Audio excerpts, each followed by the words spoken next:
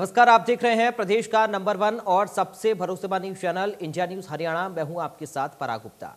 इस महीने कोरोना की तीसरी लहर दस्तक दे सकती है। वैज्ञानिकों ने इसकी चेतावनी जारी की है।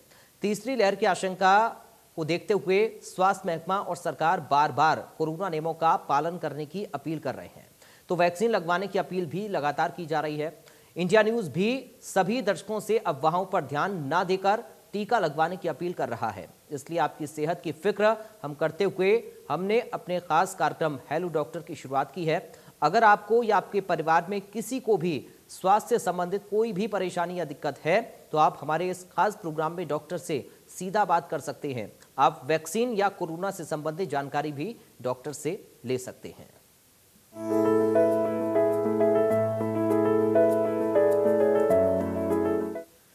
तो कोरोना की तीसरी लहर की आशंका जताई जा रही है, तो हरियाणा सरकार भी अलर्ट है। सरकार की ओर से क्या तैयारियां की गई हैं, ग्राफिक के जरिए दिखाते हैं आपको। तो तीसरी लहर से निपटने के लिए टास्क फोर्स का गठन किया गया है। इसके साथ ही उपकरण और दवाइयों के स्टॉक की निगरानी लगातार सरकार की ओर से की जा रही है। कहीं कोई कमी तो नहीं आएगी। बेड की बात करें, ऑक्सीजन की बात करें या फिर वेंटिलेटर की बात करें, इनकी संख्या में इजाफा किया गया है। डॉक्टर, पैरामेडिकल स्टाफ की नई भर्ती भी की गई है ताकि मेडिकल स्टाफ की कमी ना हो। कई जिलों में ऑक्सीजन के नए प्लांट भी तैयार किए गए हैं। सेकेंड वेव में ऑक्सीजन की काफी ज्यादा किल्लत हुई थी, इसको देखते हुए ऑक्सीजन की व्यवस्था की गई है। पानीपत हिसार में 500 बेड के अस्पताल बनाए गए हैं, जहां पर बेड की कमी लोगों के लिए नहीं आएगी। उधर दूसरी लहर से निपटने के लिए हरियाणा सरकार ने क्या कदम उठाए हैं, ये भी ग्राफिक के जरिए समझिए। लॉकडाउन का सख्ती से पालन। दरअसल लॉकडाउन पर प्रशासन की पैनी लगातार नजर है, कोई उल्लंघन तो इसका नहीं कर रहा। टेस्टिंग जो लैब हैं उनकी संख्या भी बढ़ाई गई है ताकि अगर संक्रमित मरीज आते हैं तो जल्द से जल्द टेस्टिंग की जा सके। कोविड की देखभाल के लिए केंद्रों में बढ़ोतरी की गई है। जो कोविड केंद्र हैं उनमें बढ़ोतरी की गई है।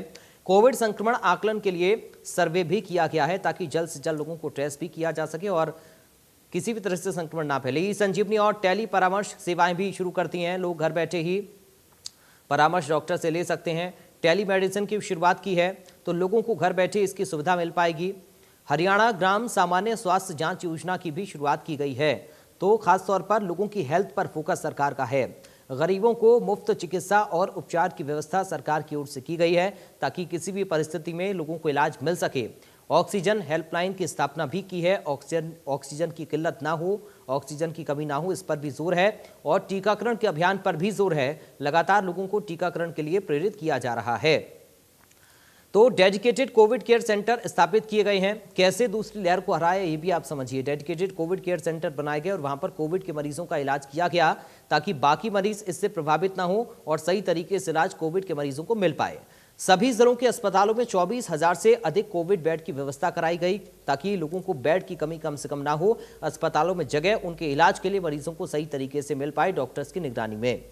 अस्पताल और मेडिकल कॉलेजों में बेड की क्षमता बढ़ाई गई क्योंकि बेड की किल्लत काफी ज्यादा आई थी। एक साथ जब मरीज सेकेंड वेव में बढ़े थे तो काफी ज्यादा दिक्कतें हुई थी। इसको देखते हुए तुरंत एक्शन में आई सरकार और ये तमाम व्यवस्थाएं की गई। आवश्यक उपकरण और दवाओं की आपूर्ति सुनिश्चित की। जो जरूरी उपकरण स्वास्थ्य के क्षेत्र में इस्तेमाल होते हैं मरीजों की इलाज के लिए, उनकी आपूर्ति को सुनिश्चित किया गया। दवाइयों की कमी ना हो, दवाइयों की किल्लत ना हो, इसको सुनिश्चित किया गया। 1,000 से अधिक चिकित्सा और पैरामेडिकल कर्मियों की भर्ती भी की गई क्योंकि काफी सारे कोरोना वॉरियर मेडिकल क्षेत्र से जुड़े हुए कोरोना से प्रभावित हुए थे और उनकी संख्या में कमी ना आए, इसको लेकर ये भर्तियां भी की गई। आशा वर्कर्स ने घर घर में जाकर सर्वे किया है, तो लोगों की टेस्टिंग, ट्रेसिंग और ट्रीटमेंट पर खास तौर पर जोर हरियाणा सरकार की ओर से दिया गया है। इस तरीके से कोविड की दूसरी लहर को हराने में हरियाणा कामयाब हुआ। 13 मिलियन लोगों की जांच की गई।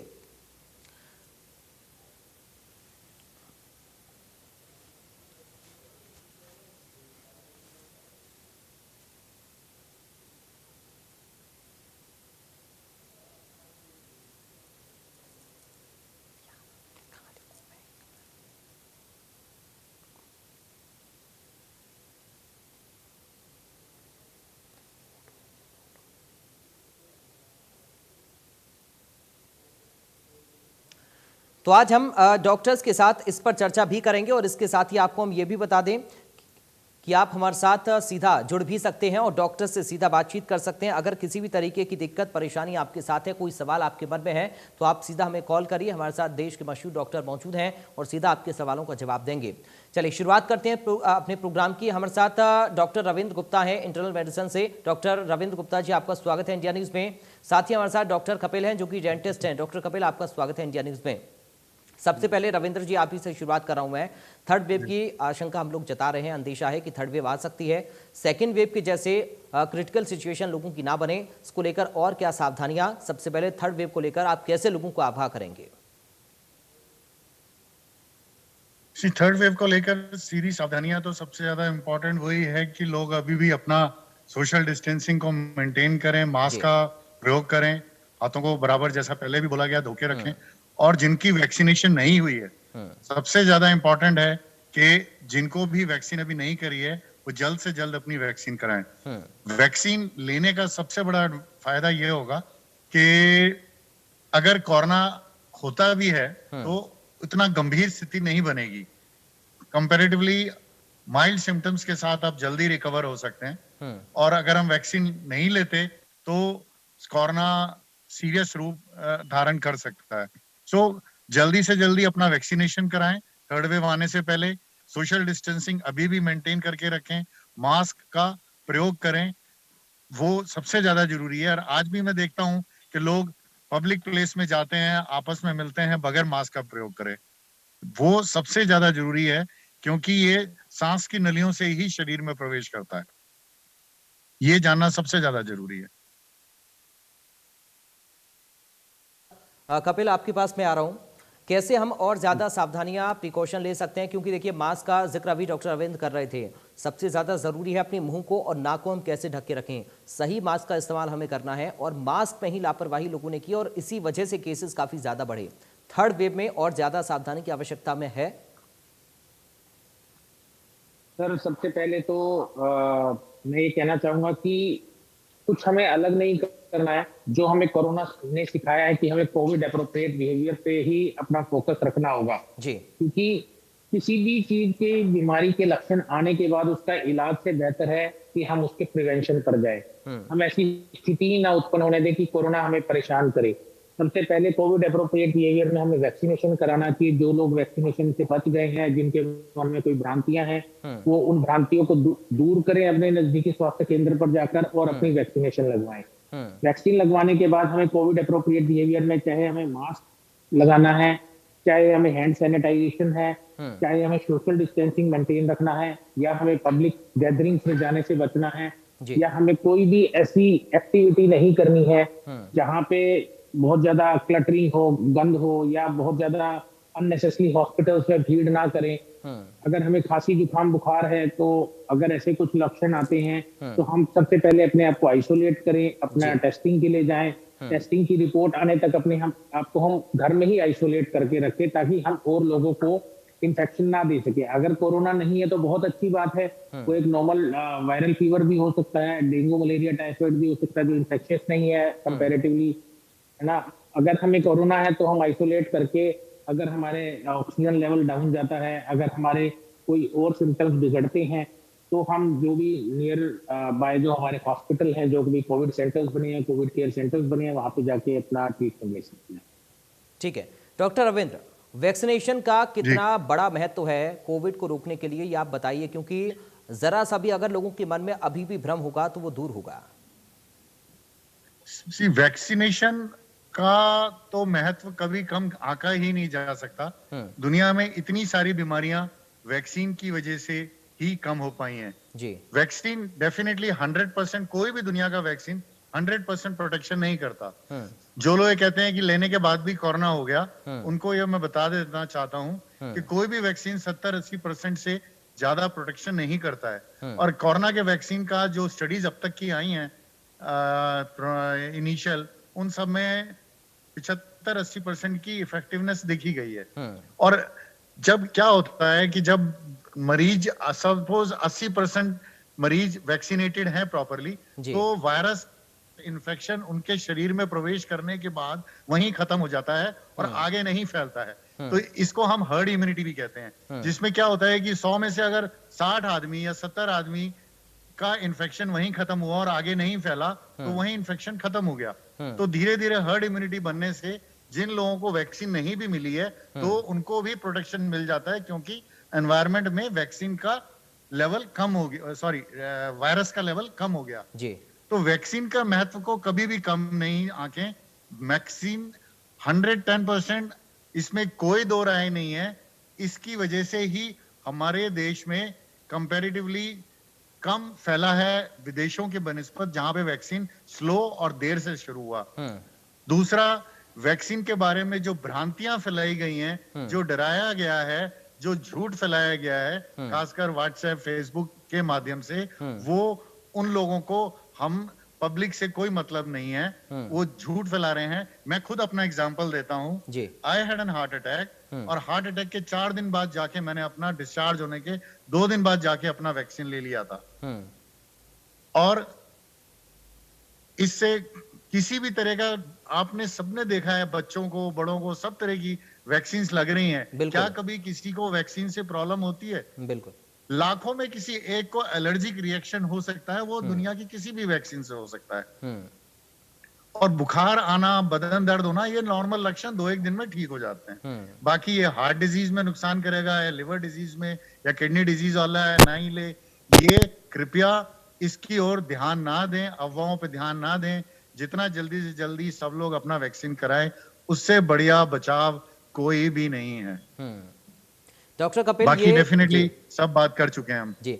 डॉक्टर कपिल, ये बड़ी बात अभी डॉक्टर अबिंद ने कही है कि सोशल मीडिया के जरिए काफी ज्यादा भ्रम फैलाया गया और लोगों ने वैक्सीन को डिफरेंशिएट भी किया। कैसे इस भ्रम को हम दूर करें लोगों का, क्योंकि अब तो लोग जागरूक हो गए, वैक्सीनेशन करवा भी रहे हैं, लेकिन सोशल मीडिया के माध्यम से ऐसी काफी सारी जानकारियां वैक्सीन को लेकर भी फैला दी गई कि वैक्सीन में अंतर करने लग गए लोग। सर देखिए, मैं इसे इस बारे में यही कहना चाहूंगा कि जैसे सोशल मीडिया दो-धारी तलवार है जी। अगर उसके सोशल मीडिया का हम पॉजिटिव वे में यूज करें तो अवेयरनेस भी आ सकती है, और नेगेटिव वे में यूज करें तो भ्रांतियां भी फैल जाती हैं। बिल्कुल। तो सबसे पहले लोगों को ये समझना होगा कि आज हिंदुस्तान में लगभग 50 से 60 करोड़ लोगों को वैक्सीन दी जा चुकी है, ऐसा हमारे जो स्टैटिस्टिक्स हैं वो कहते हैं जी। तो लोगों को ये देखना चाहिए, अगर हमारी आधी जनता या लगभग 1/3 जनता ने अगर हमारे वैक्सीनेशन करवा लिया है तो उनको किसी को कोई सिम्टम्स नहीं आ रहे हैं, तो लोगों को जिन लोगों ने वैक्सीन नहीं लगवाई है उनको उन लोगों से बात करनी चाहिए, हमारे आस पड़ोस में, घर में, परिवार में, कि क्या आपको वैक्सीनेशन से कुछ हुआ। हम सिर्फ एक व्हाट्सएप को या सोशल मीडिया पे या फेसबुक पे या ट्विटर पे, किसी भी सोशल मीडिया प्लेटफॉर्म की पर पढ़ लिख कर अपने मन में भ्रांति ना पाले, बजाय उसके उन लोगों से बात करें जिन्होंने वैक्सीनेशन लगवाया, उनको क्या हुआ, नहीं हुआ, क्या कोई प्रॉब्लम आई। और ऐसा नहीं है, अगर हमें वैक्सीनेशन के बाद अगर कोई प्रॉब्लम ज्यादा से ज्यादा आई है तो किसी को 1 दिन फीवर रहा, 2 घंटे रहा, 4 घंटे रहा, थोड़ा बॉडी एक रहा, वो किसी भी वैक्सीनेशन से हो सकता है। चाहे वो टेटनस के लिए वैक्सीनेशन लेते हैं, चाहे हम कोई, जैसे अगर कोई बच्चा पैदा होता है तो उसके बाद जो भी हमारा वैक्सीनेशन शेड्यूल है, तो अमूमन तौर पे देखा जाता है जब भी हम बच्चे को वैक्सीनेशन देते हैं उसको थोड़ा सा इरिटेशन रहती है, थोड़ा सा फीवर आ जाता है, ये नॉर्मल प्रक्रिया है। वैक्सीनेशन के बाद कोई भी ऐसा सिम्टम आ रहा है तो इट मींस कि हमारी बॉडी रिस्पॉन्ड कर रही है, हमारी बॉडी में एंटीबॉडीज जो है उसके अगेंस्ट डेवलप होने शुरू हो रहे हैं, हमारी बॉडी उसके लिए रिस्पॉन्ड कर रही है, हमारा इम्यूनिटी लेवल उसको रिस्पॉन्ड कर रहा है। This is a good sign, rather कि हम उसको नेगेटिव वे में लें। ठीक है डॉक्टर रविंद्र, क्योंकि फर्स्ट वेव में हमने देखा बड़ी उम्र के लोगों को ज्यादा प्रभावित कोरोना ने किया, सेकेंड वेव में हमने देखा जो मिडिल एज के लोग रहे उनको ज्यादा प्रभावित कोरोना ने किया, और सेकेंड वेव के जब खत्म होते होते हम इस बात का जिक्र कर रहे थे कि थर्ड वेव अगर आती है तो वो बच्चों को प्रभावित कर सकती है। क्या ऐसा हो सकता है? और दूसरा आप ये भी बताइए कि जो अलग अलग वेव ने अलग अलग उम्र के लोगों को प्रभावित किया, इसका कारण क्या रहा? ऐसा नहीं है कि अलग अलग ग्रुप के लोगों को इफेक्ट किया। पहली बात, फर्स्ट वेव में भी यंग लोग भी अफेक्टेड हुए थे, लेकिन बुजुर्ग उसमें ज्यादा थे। ये स्टैटिस्टिकल डाटा में इसमें इतना फर्क नहीं है, क्योंकि उसमें फर्स्ट वेव या सेकंड वेव में एज का ऐसा कोई मैटर नहीं है। प्रॉब्लम क्या है कि एज के साथ आपके साथ अगर मल्टीपल डिजीज है, अगर आप यंग एज में आपको डायबिटीज और हार्ट डिजीज है या आपको क्रॉनिक लंग डिजीज है, तो ये सारी डिजीज अगर आपको पहले से हैं तो कोई भी इन्फेक्शन जब आपकी बॉडी में, आपके शरीर में प्रवेश करता है तो आपको तकलीफ, सिम्टम्स ज्यादा होते हैं और बीमारी ठीक होने में ज्यादा समय लगता है और कॉम्प्लिकेशंस की भी रिस्क बढ़ जाते हैं। तो यंग एज और ओल्ड एज का इतना फर्क नहीं है। और ये जो बच्चों के लिए उड़ाया जा रहा है ये बगैर किसी वैज्ञानिक तथ्य के बढ़ाया जा रहा है और एम्स से भी ये बोला गया कि ऐसा नहीं है। प्रोबेबली इसके पीछे सिर्फ एक ही कारण हो सकता है कि सबको लगा क्योंकि बच्चों की वैक्सीन नहीं हुई है, सिर्फ बड़ों की वैक्सीन हुई है, तो संभवतया बड़े वैक्सीन लगने से बच जाएंगे और बच्चों में इस वजह से इफेक्ट ज्यादा आएगा। ये एक आशंका, एक कारण हो सकती है।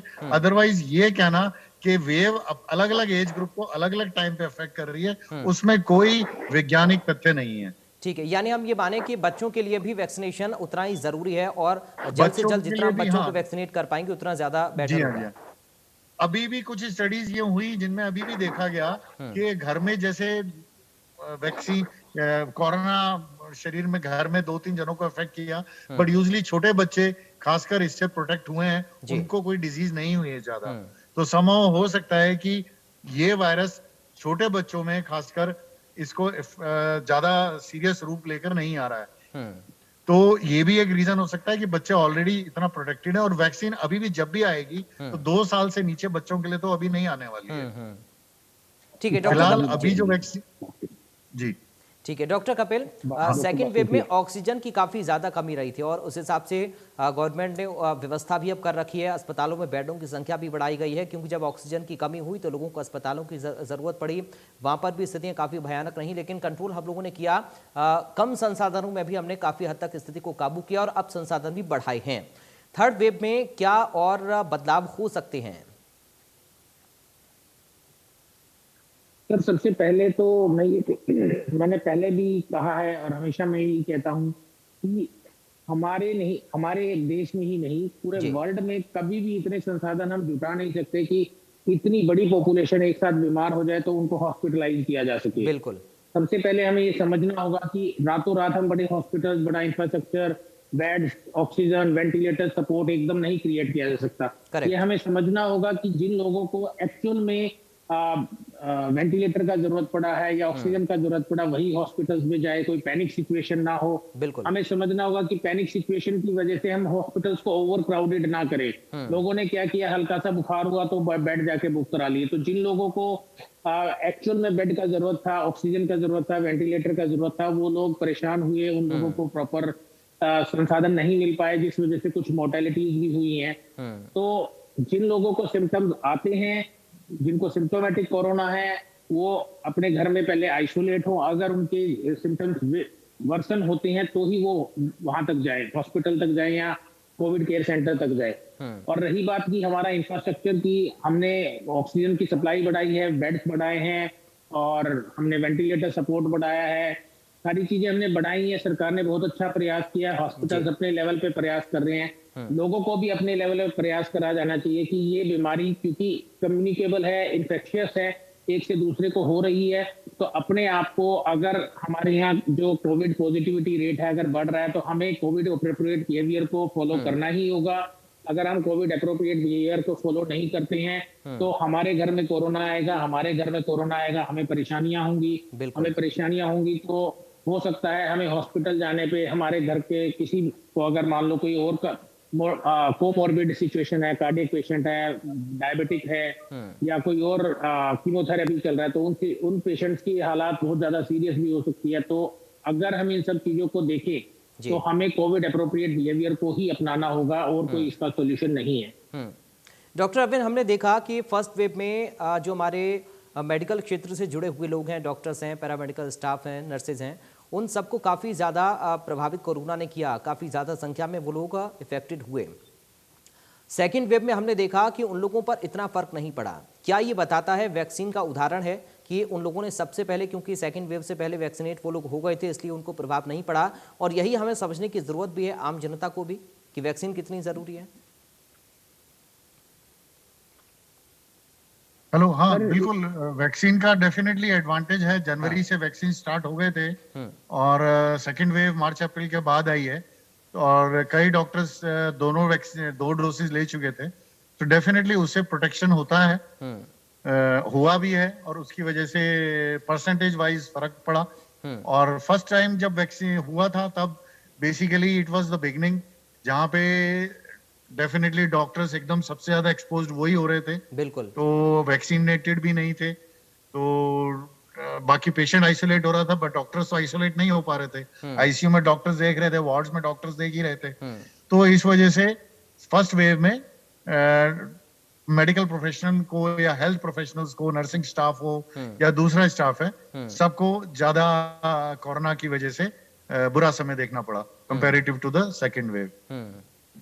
ठीक है कपिल जी, कई बार हमने देखा कि बदलाव कोरोना के सिम्टम्स में आया, तो क्या अभी कुछ बदलाव के साथ और लक्षण अपने लक्षणों को बदलकर कोरोना थर्ड वेव में प्रवेश करेगा? और जो हम बात कर रहे थे सतह को छूने की, क्योंकि पहले सतह से छूने से कोरोना फैल रहा था, क्योंकि जब कोरोना का संक्रमण वायरस आपके हाथ पर आएगा तो आपके मुंह या नाक के जरिए आपके शरीर में अंदर प्रवेश करेगा, इसलिए हमने मास्क पर जोर दिया। उसके बाद हमने ये भी सुना कि एक दूसरे से बात करने से, क्योंकि जब ड्रॉपलेट्स फैलते हैं तो वो सांस के जरिए दूसरे व्यक्ति के अंदर शरीर में जाते हैं, वो संक्रमण फैलाते हैं। तो क्या और कुछ बदलाव हैं इसके? सर देखिए, जैसे जैसे कोरोना फैल रहा है, जैसे जैसे कोरोना का टाइम बीत रहा है, कोविड पीरियड जैसे जैसे प्रोग्रेस कर रहा है, तो कोरोना एक बॉडी से दूसरी बॉडी में जब जा रहा है तो अपने आप को बदल रहा है। कोविड जो कोरोना जो है वो प्लियोमॉर्फिक वायरस है, ये अपने आप को म्यूटेट करता है, अपनी शेप को चेंज करता है और नए लक्षण के साथ आता है। जो लक्षण हमें फर्स्ट वेव में मिले, थोड़े से इन लक्षण मिले या भिन्न तरीके से उसने फैलना शुरू किया, ये ऐसा ही बिल्कुल हम एक्सपेक्ट कर सकते हैं कि हमें थर्ड वेव में कुछ और नए सिम्टम्स मिले। ऐसा नहीं है कि हम किसी चीज के सिम्टम्स को प्रेडिक्ट कर सकते हैं। ये तो जैसे जैसे कोविड पीरियड बढ़ेगा आगे, थर्ड वेव में अगर हमें पता लगेगा कि जैसे रिसर्च आएंगे, जर्नल्स में आएगा कि क्या नए सिम्टम्स आ रहे हैं, तो ऐसा तो स्वाभाविक है क्योंकि कोरोना बदल रहा है। कोरोना एक बहुत ही शरारती और बहुत ही चालाक वायरस है जो बॉडी में जाने का अपना तरीका बदल रहा है, जो बॉडी में आने पे अपने लक्षण बदल रहा है ताकि लोगों को चकमा दे सके, ताकि ज्यादा से ज्यादा लोगों को वो अफेक्ट कर सके। ठीक है डॉक्टर अवेंद्र, मैं इसमें कुछ बोलिए सर। मैं कुछ इसमें ऐड करना चाहूंगा। जो लक्षण के में एक और बड़ी इंटरेस्टिंग चीज है जो कई लोगों की निगाह में, नजर में नहीं है, बट WHO, एम्स से और सब जगह ये एक मेडिकल साइंस को विदित है कि कोरोना का वायरस डायरिया भी कर सकता है, क्योंकि कोरोना का वायरस आंतों में प्रवेश कर सकता है जी। जो भी खांसी बलगम वगैरह होता है तो गले से जब वायरस एंटर करता है तो वो फूड पाइप में भी एक्सेस लेके, और इट हैज बीन फाउंड कि स्टूल के कल्चर में, स्टूल के एग्जामिनेशन में corona virus has been detected. So वो दस्त के रूप में भी प्रेजेंट कर सकता है जी। सो ये एक चीज है जिसपे ध्यान देना जरूरी है, क्योंकि वहां पे लंग्स के लक्षण, खांसी, जुकाम नहीं होंगे और मरीज को सिर्फ डायरिया के सिम्टम्स के साथ प्रेजेंट कर सकता है थर्ड वेव में, जिसपे हमें ध्यान देने की भी जरूरत है। डॉक्टर अरविंद, पोस्ट कोविड से हम कैसे बच सकते हैं, क्योंकि कई सारे लोगों को पोस्ट कोविड हुए कॉम्प्लिकेशंस और ब्लैक फंगस की या व्हाइट फंगस, जो अलग अलग तरह के फंगस आए जी। बिल्कुल, देखो ऐसा है कि जो ब्लैक फंगस है उसकी परसेंटेज इज नॉट इवन 1%, ठीक है। ब्लैक फंगस का कारण एक अलग था कि बॉडी के अंदर ये फंगस नॉर्मली होती है। जिन लोगों की बॉडी इम्यूनिटी कम होती है, रोग प्रतिरोध क्षमता कम होती है, उनको साथ में अगर स्टेरॉइड्स देने की जरूरत पड़ जाए तो स्टेरॉइड्स और रोग प्रतिरोध क्षमता कम होने पे ये फंगस ग्रो कर जाता है। Fortunately it was very rare. और दूसरा ये है कि पोस्ट कोविड जो सिम्टम्स हैं, ज्यादातर सारे वायरल इन्फेक्शंस के बाद कुछ महीने तक आदमी को कमजोरी, थकान, बदन दर्द, चाहे डेंगू है चाहे चिकनगुनिया है, इसी तरह कोविड के बाद भी हमने ऐसे काफी मरीज देखे हैं जिनको कोविड के बाद हाथ पैरों में दर्द, बदन दर्द, थकान, कमजोरी कंटिन्यू करता है, जो 3 महीने तक करीब रह सकता है। लेकिन जो सबसे ज्यादा खराब कॉम्प्लिकेशन कहें कोविड का, जिससे आदमी को ज्यादा तकलीफ और आगे जिंदगी में 3 महीने क्या साल महीनों तकलीफ रह सकती है, वो है फेफड़ों का सिकुड़ना, fibrosis in the lungs. Lungs में टिश्यूज डैमेज होके फाइब्रोस हो जाता है, और ये जो फाइब्रोसिस वाला एरिया है वो नॉन फंक्शनिंग होता है, मतलब वो लंग्स में ऑक्सीजन का आदान प्रदान नहीं कर पाता वो एरिया। तो ऐसी स्थिति में ऐसे लोगों को लंबे समय तक सांस की तकलीफ होने लगती है या थोड़ी दूर चलने में सांस फूलना, ये पोस्ट कोविड सबसे बड़ा कॉम्प्लिकेशन और साइड इफेक्ट है, जो कुछ लोगों में ज्यादा और कुछ में कम या कुछ में ना भी है, नहीं भी है। बट लेकिन ये कॉम्प्लिकेशन बचने के लिए आदमी को रेगुलर मेडिटेशन, योगा, जो प्राणायाम वगैरह है, रेस्पिरेटरी, चेस्ट फिजियोथेरेपी है, ये सब जरूरी है। और अगर आपका डॉक्टर देखता है और आपको फाइब्रोसिस डेवलप हो रहा है, तो देयर आर कुछ दवाइयां हैं ऐसी जिनको हम प्रयोग में ले सकते हैं ताकि हम उससे बच सकें। ठीक है सर, हमारे साथ सोनीपत से एक दर्शक जुड़ गए हैं, राम भट्ट। राम जी, आपका स्वागत है, अपना सवाल करिए। जी राम जी, अपनी टीवी की आवाज बंद कर लीजिए पहले। हाँ जी, हाँ जी, हेलो जी, बोलिए सर, सवाल करिए। हाँ जी, मेरा जी तीन लड़के, तीनों शादीशुदा, हमने मन्नत 2 टीके लगवा लिए और एक बहू ने एक टीका नहीं लगवाया, एक भी, बाकी सारा ने लगवा लिया अपने टीके। उसका बुखार था जब 1 महीना, आप लगवाए कि नहीं? रविंद्र जी, बुखार ठीक होने के बाद, बीमारी जो भी अगर हुआ है तो ठीक होने के बाद आप बिल्कुल भी टीका लगवाएं। टीका लगाने में किसी भी तरह की कोताही ना बरतें, टीका बिल्कुल लगाएं। शुक्रिया राम भट्ट जी जुड़ने के लिए। कभी भी कोई इन्फेक्शन के टाइम पे टीका नहीं लगाना होता, वो इन्फेक्शन ठीक हो जाए, ठीक होने के बाद आप उसका टीका फिर लगाने में किसी तरह की कोई परेशानी नहीं है। चलिए, शुक्रिया राम भट्ट जी जुड़ने के लिए इंडिया न्यूज के साथ, और उम्मीद करते हैं कि डॉक्टर साहब ने जो बताया आप उस पर अमल करें। जब फीवर उतरे आपके बेटे का तो उनको टीका जरूर लगवाएं, क्योंकि टीका ही एकमात्र ऐसा उपाय है, एकमात्र ऐसा हथियार है जिसके जरिए हम कोरोना की इस जंग को जीत सकते हैं, कोरोना के असर को हम कम कर सकते हैं। डॉक्टर कपिल, क्योंकि अभी पोस्ट कोविड कॉम्प्लिकेशंस की हम बात कर रहे थे, कई लोगों के मन में सवाल यह है, जो लोग पहले और दूसरे वेव में प्रभावित हो चुके हैं, यानी कि कोविड उनको हो चुका है, थर्ड वेव अगर आती है तो उनको क्या ज्यादा सावधानी बरतनी होगी? उनका इम्यून सिस्टम बहुत ज्यादा क्या कमजोर है? तो देखिए, जो पोस्ट कोविड कॉम्प्लिकेशंस की जो हम बात कर रहे हैं, पोस्ट कोविड कॉम्प्लिकेशंस बड़े वेग होते हैं। किसी किसी को 2 महीने, किसी को 1 महीना, किसी को 3 से 4 महीने तक अफेक्ट कर रहे हैं जी। तो वो किसी को सर दर्द हो रहा है, किसी को वीकनेस आ रही है, किसी को चलने में तकलीफ हो रही है, किसी को सांस फूल रहा है। और अगर हम ओरल कैविटी की बात करें, मुख से रिलेटेड बात करें, तो बहुत सारे पोस्ट कोविड कॉम्प्लिकेशंस या पोस्ट कोविड सिम्टम्स आ रहे हैं। कुछ पेशेंट्स में कोविड टंग भी रिपोर्ट हुआ है कि उनके जीभ पे छाले हो गए हैं और जीभ मोटी हो गई, उनके ड्राइनेस ऑफ माउथ हो गया है और उनको लॉस ऑफ टेस्ट अभी तक नहीं आया, जो गया हुआ वो वापस नहीं आ पाया है। तो ये सिम्टम्स हैं, लेकिन ऐसे इसमें कोई वरी वाली बात नहीं है। धीरे धीरे जैसे जैसे टाइम बीतेगा, बॉडी बैक टू नॉर्मल होगी। हमें अपनी इम्यूनिटी पे वर्क करना है, हमें अपनी डाइट बदलनी होगी, हमें अपनी दिनचर्या बदलनी होगी, लाइफस्टाइल में थोड़ा सा चेंजेस करने होंगे, स्ट्रेस जो है, अपना वर्क स्ट्रेस है, उससे थोड़ा सा दूर रहना होगा, ताकि हम पोस्ट कोविड जो कॉम्प्लिकेशंस हैं उनको मिनिमाइज कर सके। ठीक है डॉक्टर रविंद्र, सावधानियां सबसे ज्यादा जरूरी है। मैं आपके पास आऊंगा, एक दर्शक हमारे साथ हैं, परमजीत। परमजीत जी, आपका स्वागत है, अपना सवाल करिए। सर, आवाज कम आ रही है आपकी। परमजीत जी, सुन पा रहे हैं आप मुझे? आवाज बिल्कुल कम आ रही है जी। परमजीत जी, टीवी की आवाज अगर ऑन है तो उसे बंद कर लीजिए, या फिर अपने फोन का वॉल्यूम आप बढ़ाइए कॉल का। बड़ी हुई है सर, मेरे तो फुल है। आपको आवाज आ रही है? सवाल करिए अपना आप। सर, ये वैक्सीन जो लगवाते हैं, ये शुगर और हैंडीकैप भी लगवा सकते हैं? क्या चीज?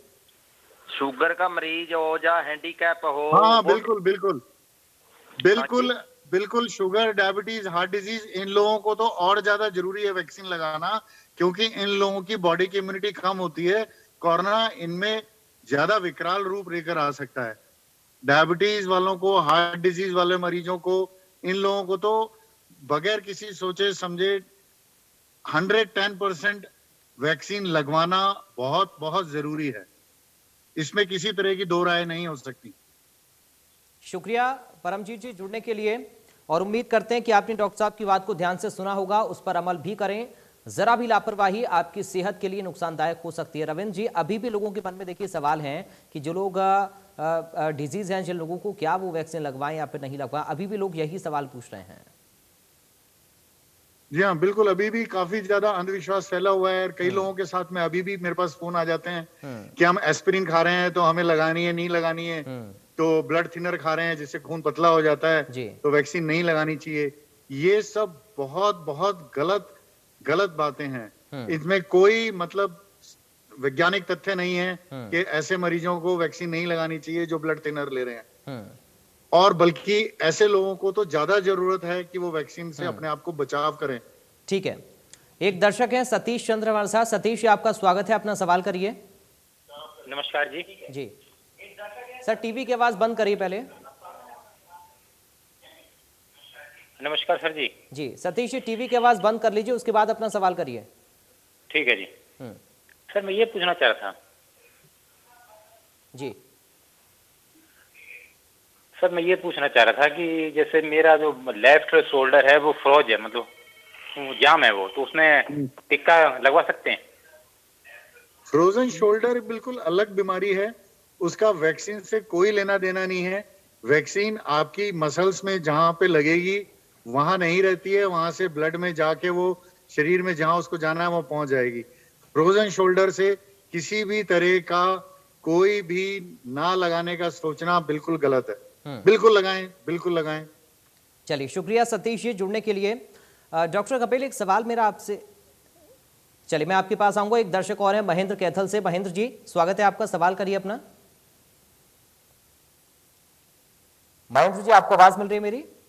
जी जी, सवाल करिए अपना।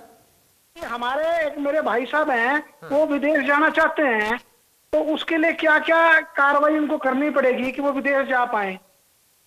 सर, वैक्सीनेशन को लेकर के आपका कोई सवाल है, बीमारी से जुड़ा हुआ कोई सवाल है तो पूछिए प्लीज। ये वैक्सीनेशन से है, वो विदेश जाना चाहते हैं और वैक्सीनेशन के बारे में जानना चाहते हैं। वैक्सीनेशन तो जरूरी है ही, अगर आप अपने देश में भी रहते हैं तब भी आपको वैक्सीन जरूर लगवानी चाहिए, और आप बाहर जाते हैं तो कई देश ऐसे हैं जो कि सर्टिफिकेट वैक्सीन का मांगते हैं, तो इसलिए वैक्सीनेशन आप जरूर करवाएं। ये सबसे ज्यादा जरूरी आपकी सेहत के लिए है। अपने भाई साहब को समझाइए कि वो वैक्सीन जरूर लगवाएं। शुक्रिया सर जुड़ने के लिए।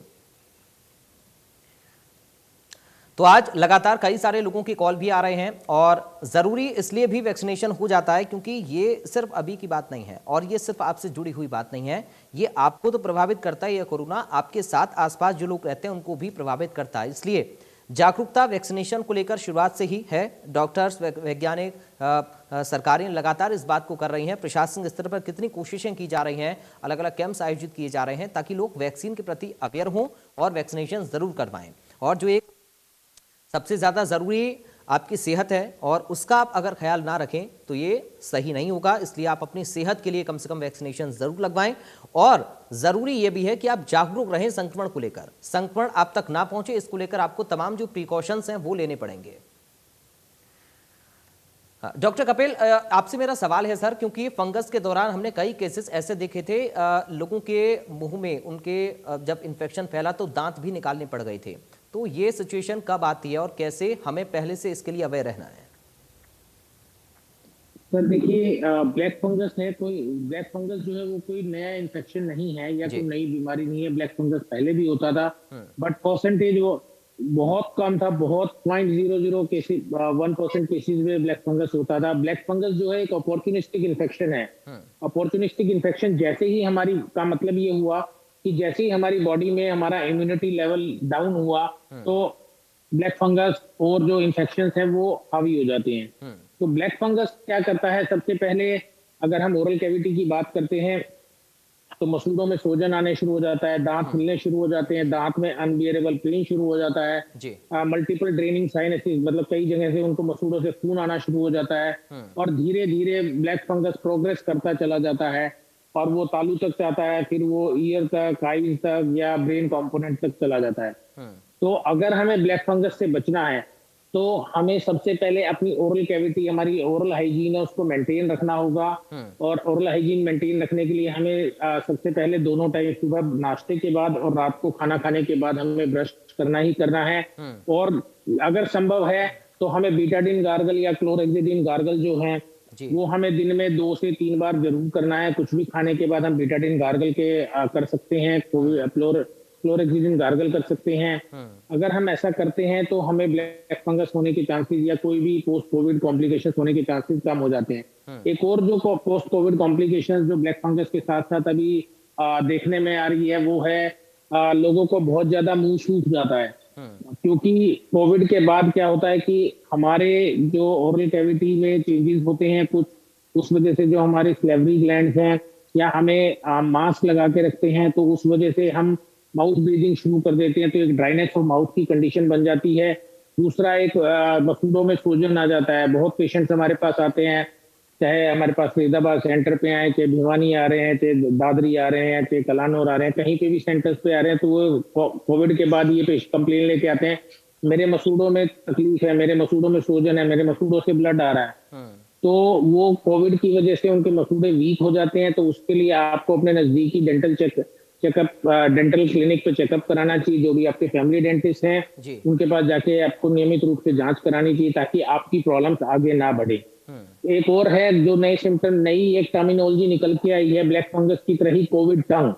कोविड टंग में क्या हो रहा है कि कोविड के बाद उनकी टंग पे बहुत बड़े बड़े अल्सर्स, नोड्यूल्स बन रहे हैं, और वो बड़ा इरिटेटिंग होते हैं, वो खाने में उनको परेशानियां होने लग जाती हैं। हालांकि ऐसे केसेस अभी बहुत कम रिपोर्ट हुए हैं। जर्नल्स में भी आया है कि कोविड टंग एक नई टर्मिनोलॉजी आ गई है, जैसे ब्लैक फंगस ऐसे कोविड टंग। तो वो भी एक चीज है जिससे बचने के लिए हमें अपनी ओरल हाइजीन पे बहुत ज्यादा ध्यान देना होगा। ठीक है, एक दर्शक अंबाला से नरेश है हमारे साथ। नरेश, आपका स्वागत है, अपना सवाल करिए आप। हाँ जी, नमस्कार जी। जी सर, जैसे हमारे पहला टीका तो लग लिया था। हाँ जी, नमस्कार सर। जी नरेश, ये सवाल पूरा करिए अपना। सर, जैसे पहला टीका तो हमारा लग लिया, ठीक है, तो दूसरा टीका भी मतलब 84 दिन हो गए हैं, तो बुखार हो गया हमारा। जैसे मिसेज का भी, मेरा भी, बच्चा का भी जैसे बुखार हो गया था। तो मिसेज का जैसे अभी गले में खराश रह रही है, और मैं तो मतलब अभी ठीक हूँ, तो क्या मैं दूसरा टीका लगवा सकता हूँ? रविंद्र जी। चलो, वो दूसरा टीका वही है बुखार। मैंने आपको पहले अभी बताया था कि इन्फेक्शन ठीक हो जाने के बाद पूरी तरह से, उसके बाद आप टीका लगवा सकते हैं। नरेश जी, जब फीवर उतर जाए या फिर जो भी दिक्कत है इन्फेक्शन की वो ठीक हो जाए, उसके बुखार आपका इन्फेक्शन ठीक हो जाए, बिल्कुल जी, उसके बाद टीका जरूर लगवाइए, और जरा से भी घबराहट टीका लगवाने में मत करिए। अमृतपाल जुड़ गए, एक और दर्शक। अमृतपाल जी, आपका स्वागत है सर, सवाल करिए अपना। सर, परमजीत को बोल रहे हैं कि ब्लड प्रेशर शुगर रहती है, ते गले च खराश उठती है, सुक्की खांसी होती रहती है, तो हाँ जी, टीका लगवा सकते कि नहीं? बिल्कुल लगा सकते हैं जी, लगा सकते हैं मैम, बिल्कुल लगाना चाहिए, बिल्कुल लगवाना चाहिए। चलिए, शुक्रिया जुड़ने के लिए। उम्मीद है आपको आपके सवाल का जवाब मिला होगा। तो कई सारे अभी भी ऐसे केसेस लोगों के साथ हैं, या फिर लोगों के मन में सवाल ये हैं कि जरा से भी कोई उनको बीमारी है तो वो टीका लगवाएं या नहीं लगवाएं। आपकी टीवी स्क्रीन पर लगातार नंबर फ्लैश हो रहे हैं। अगर आपके मन में भी कोई सवाल है और आपने अभी तक हमें कॉल नहीं किया है, तो आप अभी अपना फोन उठाइए। इंडिया न्यूज का जो नंबर आपकी टीवी स्क्रीन पर फ्लैश हो रहा है, उस नंबर पर कॉल करिए। डॉक्टर हमारे साथ मौजूद हैं, और डॉक्टर्स आपको बताएंगे कि आपको क्या करना है, क्या नहीं करना है। टीके को लेकर कोई आपके मन में भ्रम की स्थिति है तो उसको जरा सी भी ना रखें, उसको दूर करें। और अगर संक्रमण को लेकर कोई आप जानकारी चाहते हैं तो भी आप हमें कॉल कर सकते हैं। कोरोना वायरस से जुड़ी हुई कोई भी जानकारी आपको हो चाहिए, या वैक्सीनेशन से जुड़ी हुई कोई भी जानकारी आपको चाहिए, तो आप कॉल करिए हमें। सुशीला जुड़ गई हैं, एक और दर्शक हमारे साथ। सुशीला जी, आपका स्वागत है, अपना सवाल करिए। नमस्कार जी, मेरा एलर्जी है डॉक्टर साहब, मैं टीका लगवा सकती हूँ क्या? जी हाँ, बिल्कुल, एलर्जी में भी बिल्कुल टीका लगवाना चाहिए। नहीं, वो खारिश वाली बीमारी है, मतलब जैसे कोई ऐसी चीज खा लेती। जी हाँ, टीका लगवाने के लिए कोई ऐसी बीमारी नहीं है जिसमें टीका लगा नहीं सकते हैं, सिवाय इनको कि जिनको टर्मिनल कैंसर वगैरह, जहाँ पे बिल्कुल बॉडी की इम्यूनिटी जीरो है, वो बात अलग है, वहां पे उनको टीका लगाने से कोई फायदा नहीं होगा।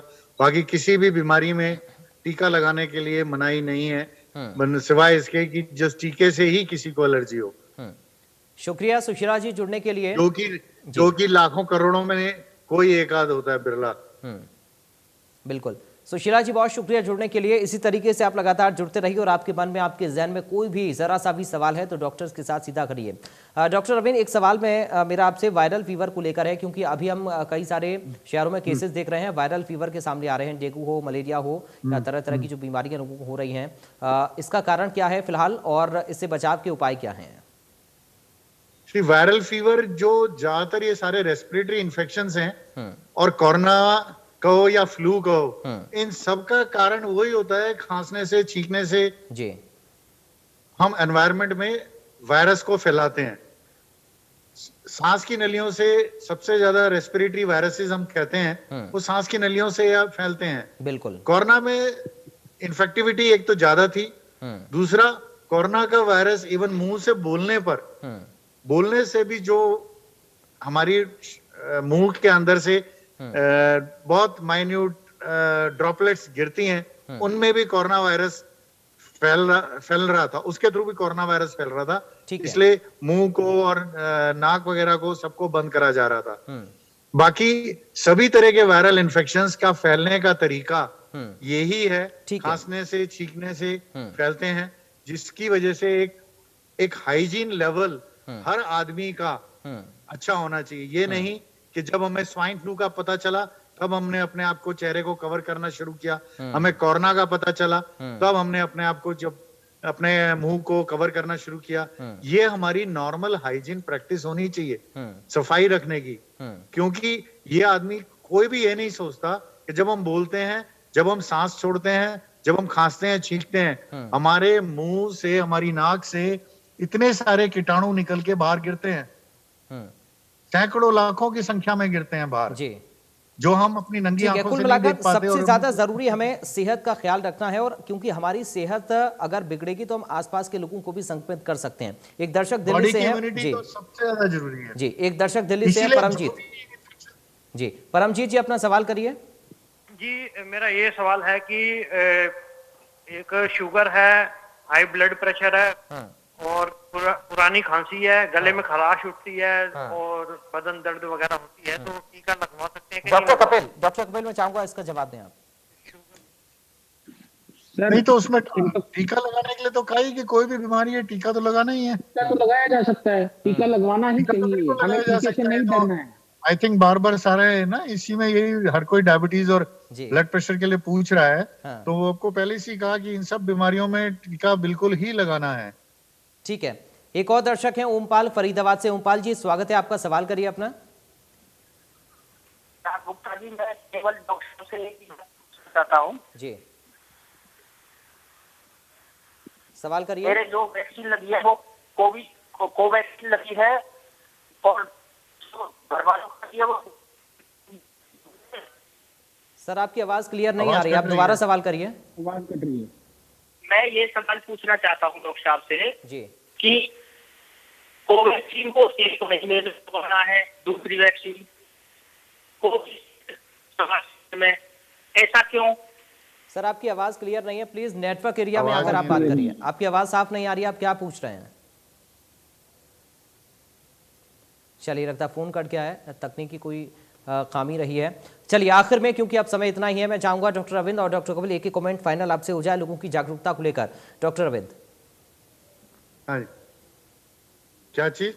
एक सर फाइनल कमेंट, समय अब इतना ही है, एक फाइनल आखिर में संदेश और सलाह लोगों को आप लोग क्या देना चाहेंगे? मैं पब्लिक से कहूंगा, अभी 3rd वेव आने का अंदेशा है जी, तो सोशल डिस्टेंसिंग मेंटेन करें, मास्क का प्रयोग करें, हाथों को बराबर धोएं सैनिटाइजर से या साबुन से, हाइजीन का पूरा ध्यान रखें और प्रॉपर न्यूट्रिशन लें, प्रॉपर खुराक लें, जिससे हमारी बॉडी की इम्यूनिटी बनी रहे। विटामिन सी एक नेचुरल तरीका है जिससे हम बॉडी की इम्यूनिटी बढ़ा सकते हैं। विटामिन सी या तो टैबलेट्स फॉर्म में, नहीं तो आंवला विटामिन सी का सबसे बढ़िया स्रोत है। अगर हम रोज 2-3 आंवले का सेवन करें, कम से कम 2 आंवले का सेवन करें, उससे हमारे शरीर में विटामिन सी की प्रचुर मात्रा आ सकती है जो हमें बीमारी से लड़ने में मदद करेगी। ठीक है डॉक्टर कपिल, एक फाइनल कमेंट सर आपका, डाइट को लेकर अगर आप कुछ बता पाएं तो बहुत जल्दी से। सर कोविड से बचने के लिए जैसा अभी कहा जा रहा है कि तीसरी लहर आने का अंदेशा है, अभी हमें कोई घबराने की जरूरत नहीं है। अभी कोविड का लेवल बढ़ना नहीं शुरू हुआ है, ठीक है, कुछ केसेस आ रहे हैं, उससे कोई डरने का जरूरत नहीं है। डाइट का हमें बहुत ध्यान रखना है। बाहर की बनी हुई चीजें, चाहे वो तली हुई चीजें हैं या कोई पैक्ड फूड है, उनसे हमें थोड़ा सा बचना है और जितना हो सके नेचुरल फॉर्म में हमें अपनी डाइट को मेंटेन रखना है। हमें ठीक है। सैलेड को ज्यादा से ज्यादा खाना है, फ्रूट डाइट लेना है, कीवी लेना है, हमें संतरे लेने हैं, जैसे डॉक्टर साहब ने बताया आंवले का प्रयोग करना है, हम विटामिन सी के को ज्यादा से, और इसके साथ साथ हमें विटामिन डी का लेवल को भी अपने को मेंटेन रखना है। अगर संभव है तो हम दूध का सेवन करें या विटामिन डी के सैशे लेके हम अपनी बॉडी के विटामिन डी लेवल को मेंटेन रखें, ताकि हमारी। चलिए, बहुत शुक्रिया डॉक्टर कपिल और डॉक्टर रविंद्र, आप दोनों का, आप हमारे साथ जुड़े हेलो डॉक्टर हमारे प्रोग्राम में, और लोगों को आपने काफ़ी सारी सलाह दी है। हम उम्मीद करते हैं कि आप दर्शकों ने जो भी डॉक्टर्स की सलाह सुनी है उस पर अमल ज़रूर करें, सावधानी रखें। ज़रा सी भी लापरवाही आपकी सेहत के लिए नुकसानदायक हो सकती है। फिलहाल हमारे इस खास कार्यक्रम हेलो डॉक्टर में इतना ही। आप देखते रहिए इंडिया न्यूज़।